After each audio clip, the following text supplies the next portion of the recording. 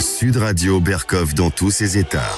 Ouais, c'est pas docteur gynéco, c'est pas le docteur qui, c'est pas moi qui dois avoir peur.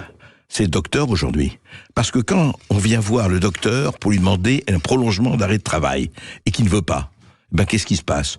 Quelquefois ça se passe bien, heureusement, et quelquefois ça se passe très mal. Ça s'est passé par exemple à Nice. Écoutez-moi bien, août dernier.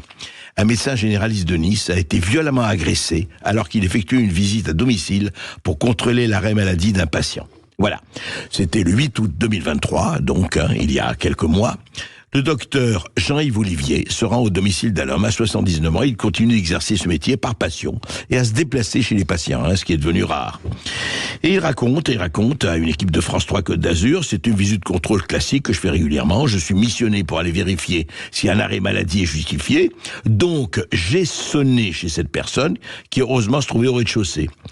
Le quadragénaire, donc la personne, expliquait être son antidépresseur. Il est agité d'après les dires du médecin, qui pense que son arrêt de travail est injustifié. Il demande au patient de signer un papier attestant de la visite.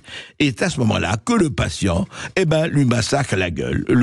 Il m'a envoyé un coup de pied en visage, asséné haut de coups de pied et de poing. Voilà. Et alors, que croyez-vous qu'il arriva? Donc, évidemment, le médecin porte plainte, il y a un procès, et quel est le verdict rendu hier par le tribunal de Nice? Écoutez-moi bien, le verdict rendu hier par le tribunal de Nice. L'agresseur, âgé de 45 ans, a donc été condamné à 6 mois d'emprisonnement avec sursis, probatoire pour une durée de 3 ans, comprenant une obligation de soins psychiatriques, une obligation d'indemniser la victime et une interdiction de contact avec la victime. C'est intéressant ça, oui. On l'empêche d'avoir un contact avec la victime. C'est une très bonne chose, voilà. Donc, il fait pas 1 jour de prison, puisque 6 mois d'emprisonnement avec sursis. Voilà, ça s'appelle aujourd'hui le quotidien d'une certaine justice et de certains tribunaux. Allez, vous allez demander un arrêt de travail, le médecin ne vous le donne pas, allez lui casser la gueule et vous aurez 6 mois de prison avec sursis. Mais tout va bien.